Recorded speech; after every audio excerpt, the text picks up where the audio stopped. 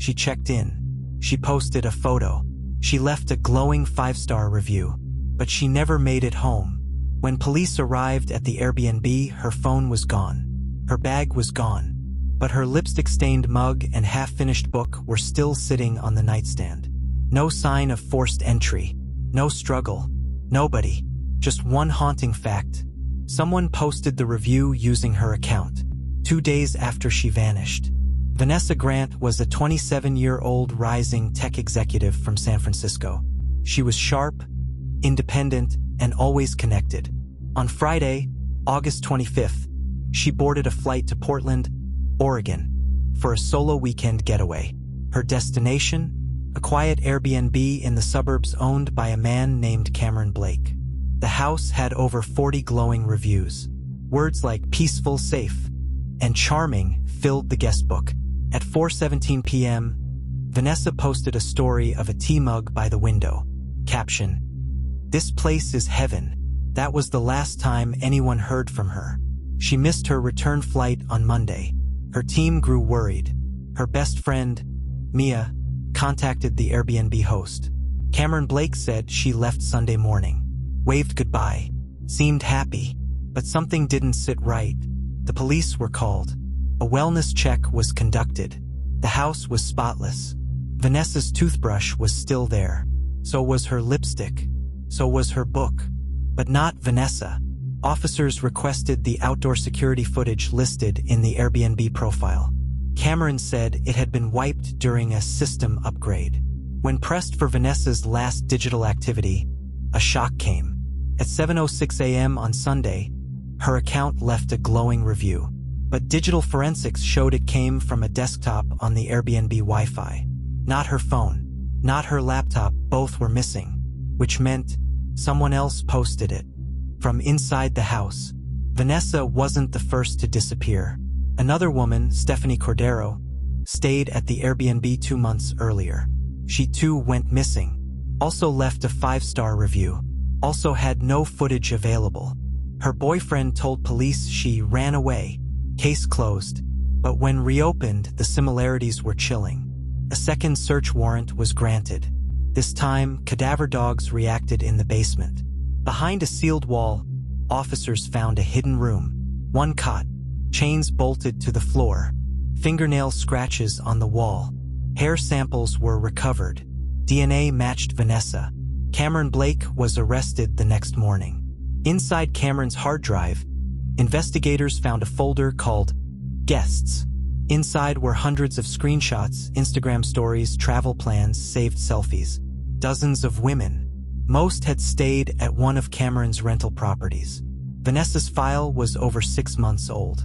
Cameron hadn't stumbled upon her. He had targeted her, but he claimed she wasn't dead. "I let her go," he said. "She's not who you think she is."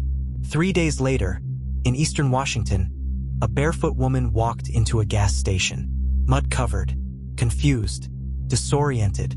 She looked exactly like Vanessa, but she insisted, "My name is Claire Anderson." She had no ID, no memory of Airbnb, no memory of Cameron.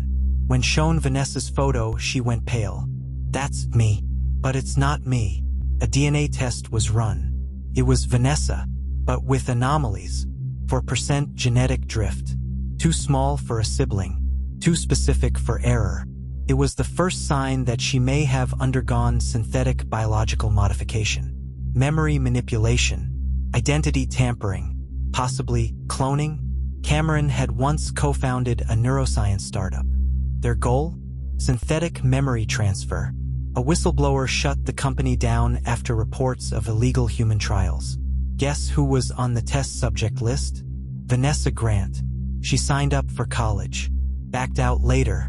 Now, it seems they brought her back in. Claire began to have fragments of memory, flashes of surgical lights, a cold voice saying, "You'll be perfect this time." Other women were screaming. A phrase etched into her mind. "Your name is Vanessa now." It wasn't just a kidnapping. It was a program. Police uncovered a payment. $75,000 wired to Mia, Vanessa's best friend. Just 2 weeks before the trip, Mia worked at a biotech lab. One connected to Cameron's former company. She had pushed Vanessa to take the trip, even found an Airbnb for her. She said it was for peace of mind. But it wasn't. She set her up. Claire pointed investigators toward a farmhouse in Idaho. She'd seen it in flashes. Inside the basement, one cryochamber. A body, female, identical to Vanessa, but not alive, frozen. On the walls, profiles of other women, brain scans, surgical notes. They weren't just manipulating memories. They were trying to replicate humans. Cameron went silent after his arraignment, but left one final statement. She's not the only one. That night, Claire vanished from her safe house. Security footage was corrupted. Only one thing left behind, a USB labeled guest_001. Unanswered questions. Was Claire the real Vanessa or a replica? What happened to the other women in the files? Was the Airbnb host working alone or part of a larger project? And most disturbingly, if she wasn't Vanessa, then where is the real one? She walked in from the woods wearing someone else's name. But what if that identity wasn't stolen? What if it was installed? This case remains open, and the truth may be something we were never meant to remember. After Claire vanished from the safe house, the investigation hit a wall. There were no leads, no fingerprints, no signs of a break-in, just one strange anomaly. The USB labeled guest_001 had fingerprints belonging to someone already declared dead, a woman named Talia Monroe. She disappeared in 2019. Her case? Another Airbnb. Same pattern. Same host alias. Investigators dug into Talia's case. She was a graduate student in cognitive neuroscience. She went missing during a university-funded research trip to Oregon. According to emails, she was researching neurological erasure therapy, a fringe theory that trauma could be permanently deleted from the mind by rewriting synaptic connections. The same theory Cameron Blake's former company had pursued. But here's the twist. The last Airbnb she stayed in, it was hosted under the name Ronan Vale, a fake identity. That same fake name appeared in Cameron's guest files. But the deeper they looked, the more troubling the picture became. There wasn't just one Cameron Blake. There were 3 aliases, each connected to different properties, all offering therapeutic retreats. Back to Claire. A chilling tip came from a nurse in Montana. 2 weeks before Claire appeared at the gas station, a woman matching her description had been brought into a remote nonverbal, confused, and with a wristband labeled VG.02. Security footage showed 2 men bringing her in, claiming she was their sister. The men left before the staff could ask more questions. By morning, she was gone again. No discharge, no trace, but they kept the wristband. It stood for Vanessa Grant version 2. At this point, the FBI brought in private biotech experts. The leading theory became this: Vanessa wasn't just abducted. She was the control subject for a classified project. One attempting to create programmable humans, built from genetic templates, and mentally engineered to forget who they once were. The basement chamber found in Idaho had cryopreservation hardware far beyond public access. Black market-level biotech. On one monitor, a file list: VG_01 status. Terminated. VG_02 status. Recovered. VG_03 status. Awaiting activation. 3 versions. 3 attempts. 1 woman. Now investigators circled back to Mia, the best friend. She died of a suspected overdose, but toxicology revealed no typical substances. Instead, they found traces of an experimental nootropic, one not FDA approved, but known in gray market circles as Oblivion, a memory inhibitor. It's used in high-level psychological experiments to suppress trauma, erase witness memories, or, most alarmingly, induce suggestibility. One of the final texts on her encrypted backup was, "I thought they only made one of her, but I saw 2, and one looked like me." Mia's body was cremated before a second autopsy could be performed. Her mother signed off on it under pressure. Later, handwriting analysts confirmed the signature didn't match the mother's known samples. Someone forged it. The question: who was really trying to close off this investigation? And why was everyone tied to this case? Disappearing, dying, or reappearing with missing memories? A break came from an anonymous tip. A drone pilot noticed strange thermal activity in a stretch of forest 80 miles from Kalispell, Montana. There were no roads, no driveways, but buried under a tree canopy was a compound. Federal agents moved in. Inside, multiple lab rooms, medical beds, one cryogenic tank, 2 people alive hooked to IVs.